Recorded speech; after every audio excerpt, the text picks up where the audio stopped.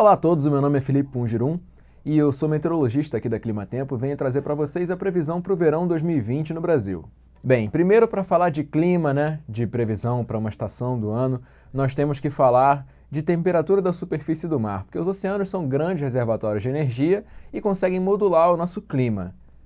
Nessa faixa aqui no Oceano Pacífico, para a gente se localizar, aqui está a América do Sul, aqui está a Oceania. Nessa faixa do Pacífico é que a gente faz o diagnóstico de El Niño, quando as águas estão mais quentes que o normal, aqui os tons mais vermelhos, ou de Laninha, quando as águas estão mais frias que o normal, nos tons em azul, ou de neutralidade. Apesar de todo esse aquecimento aqui acima do normal, a previsão atual é de neutralidade, porque esse aquecimento tem que persistir por alguns meses para que tenha tempo suficiente para a atmosfera e o oceano se acoplarem. Então, o nosso diagnóstico atual é de neutralidade e essa situação também continua nos próximos meses. Em situações de neutralidade, não quer dizer normalidade de chuvas, apenas quer dizer que a atmosfera fica mais sensível a outros padrões de configuração atmosférica. Aqui é um gráfico do IRI, que é um centro americano de pesquisa, e esse gráfico representa a probabilidade de neutralidade em cinza, de El Niño em vermelho, ou de Laninha em azul para os próximos trimestres. Aqui o nosso trimestre de novembro, dezembro, janeiro, terminando o gráfico aqui em julho, agosto, setembro. Realmente a previsão é de neutralidade, a maior probabilidade é neutralidade nos próximos trimestres. Apenas um esquema aqui das estações do ano. Bem, como é que se formam as estações do ano, Muita gente acha que o verão ou o inverno é devido à proximidade da Terra com o Sol. Isso não é verdade. A Terra realiza dois movimentos, O primeiro movimento de translação ao redor do Sol e depois um movimento aqui de rotação em torno do próprio eixo. Além disso, a Terra tem uma inclinação em relação ao plano solar de entre 22 e 24 graus. Existe um ciclo que dura muito tempo que fica mudando essa inclinação. Mas é essa inclinação que faz com que os hemisférios recebam luz solar em intensidade diferente em cada época do ano. E é assim que são feitas as estações do ano. Aqui, por exemplo, nos solstícios, um dos dois hemisférios recebe o máximo de energia e o outro recebe o mínimo de energia. Em dezembro, no dia 22 de dezembro, nós temos o nosso solstício de verão e o hemisfério sul recebe o máximo de energia. Então é verão no hemisfério sul e o mínimo de energia no hemisfério norte é inverno lá. Em junho acontece o contrário, aí vem o inverno para cá e o verão no hemisfério norte. Os equinócios são quando os dois hemisférios são iluminados por igual, são as estações de transição e, portanto, são a transição, A primavera e o outono. Aqui um esquema do que acontece no verão. O nosso hemisfério sul, aqui a linha do Equador, tem dias mais longos e o máximo de iluminação, enquanto o hemisfério norte tem o mínimo de iluminação e noites mais longas. Um esquema da atmosfera no verão. No lado esquerdo, altos e médios níveis, ou seja, entre 5 e 12 km de altitude, e no lado direito, baixos níveis e superfície, ou seja, entre o solo mais ou menos e uns 3 km de altitude. Bem, tudo começa quando a atmosfera começa a esquentar, Nós estamos indo na primavera em direção ao verão, a atmosfera começa a esquentar e começam as primeiras pancadas convectivas, as pancadas de calor e de umidade lá na região amazônica. E esse ar, para gerar essa chuva, ele precisa convergir em superfície. Ele convergindo em superfície, ele vai divergir em altos níveis, formando a Alta da Bolívia. A Alta da Bolívia, por sua vez, ela fica tão intensa que por continuidade ela acaba gerando o nosso VECAM. E quando esses dois sistemas estão bem formados, eles conseguem trazer um efeito em baixos níveis de escoamento da umidade lá do bioma amazônico, da nossa floresta tropical, que tem muita transpiração, joga bastante umidade na atmosfera, conseguem jogar toda essa umidade em direção ao sudeste, aqui passando pelo centro-oeste. Além disso, temos as frentes frias também, que passam o ano inteiro, não é diferente no verão, e causam os efeitos que todos nós conhecemos, Primeiro esquenta bastante, depois causa aquela chuva que pode durar um dia, talvez até 2 dias, e depois esfria um pouco porque vem a massa de ar frio.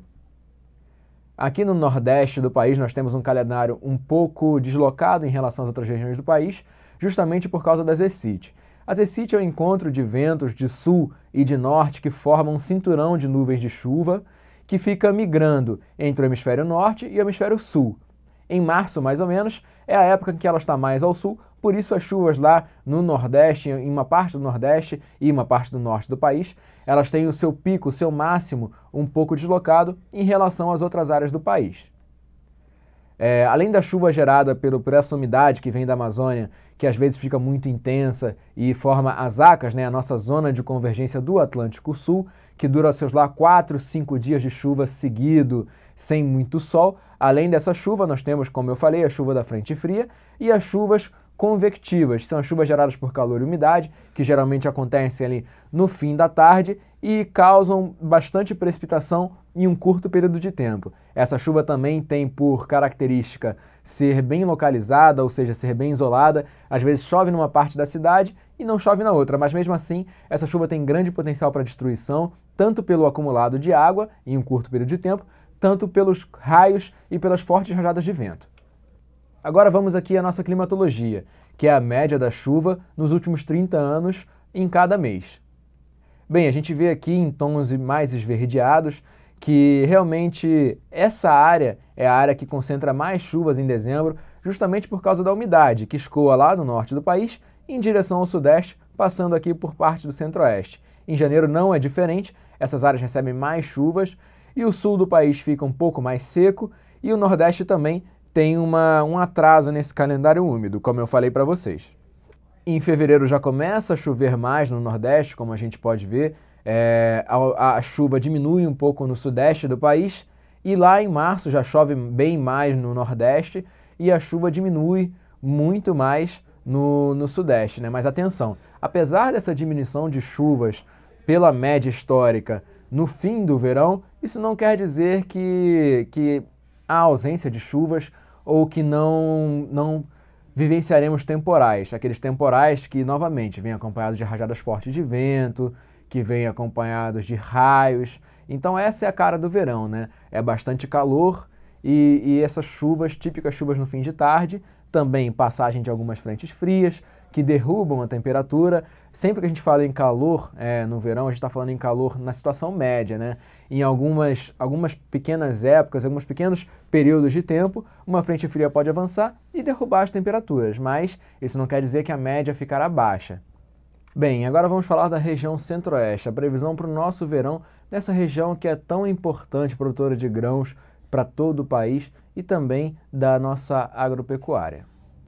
Bem, aqui no lado esquerdo nós temos os mapas de temperatura, onde a diferença é representada a diferença entre a nossa previsão e a média.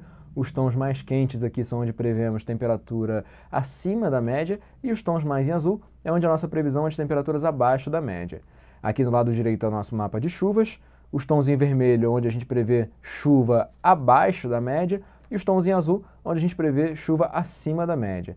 Bem, a gente pode ver que agora em dezembro a expectativa ainda é de chuva abaixo da média na maior parte aqui da região, com exceção de uma pequena parte aqui na divisa entre Goiás e Mato Grosso do Sul e também na faixa mais norte aqui do Mato Grosso e na faixa mais oeste, mas na maior parte da região a expectativa ainda é de chuvas abaixo da média. Nós tivemos um atraso no início do período úmido lá na região do centro-oeste, mas assim, essa condição já vem melhorando com o tempo, tá? Agora, a partir da segunda quinzena de novembro, nós já estamos vendo chuvas mais consistentes, mais regulares, e agora em dezembro também chuvas mais consistentes e mais regulares. A temperatura também fica levemente acima da média, justamente por causa da ausência de chuvas na região. Mas a nossa expectativa é de que tudo melhore bastante em janeiro, principalmente para o Mato Grosso e para Goiás e Distrito Federal. A expectativa nessas áreas é de chuva acima da média, justamente por causa da formação daquele grande corredor de umidade que escoa desde o norte do país até a região sudeste e passa por essas áreas. O Mato Grosso do Sul, porém, fica com chuvas abaixo da média, é uma situação um pouco mais delicada para esse estado, para os moradores desse estado, mas isso não quer dizer ausência de chuvas, tá, gente? Não quer dizer estiagem, apenas que a chuva fica abaixo da média. A temperatura segue o mesmo padrão e fica abaixo da média nas áreas em que vai chover mais e acima da média lá no Mato Grosso do Sul, que existe uma previsão um pouco mais delicada lá de chuvas abaixo da média. Em fevereiro, a expectativa ainda é da formação desses grandes corredores de umidade, por isso as chuvas ficam acima da média, tanto no Mato Grosso quanto em Goiás e no Distrito Federal. Na faixa norte aqui do Mato Grosso do Sul, principalmente nas divisas com os outros estados da região, a expectativa é de chuvas acima da média, mas no centro-sul do Mato Grosso do Sul, a previsão é realmente chuva abaixo da média. E as temperaturas novamente seguem essa mesma tendência, temperaturas mais amenas onde vai chover mais e temperaturas mais altas onde vai chover menos. Em março, esse padrão de corredores de umidade já se quebra e a chuva fica por conta mesmo das pancadas convectivas, que são pancadas geradas pelo calor e pela umidade e acontecem de forma isolada, mas, apesar de bem local, essa chuva ainda pode vir com forte intensidade, acompanhada de raios, de rajadas de vento e trazer um acumulado de chuva necessário para os moradores da região e para os produtores também. A temperatura também fica acima da média na maior parte das áreas, com exceção aqui nas divisas do Mato Grosso com o Amazonas e de Goiás com os estados de Minas Gerais e da Bahia. Bem, meu nome é Felipe Purgirum, muito obrigado pela audiência e até a próxima!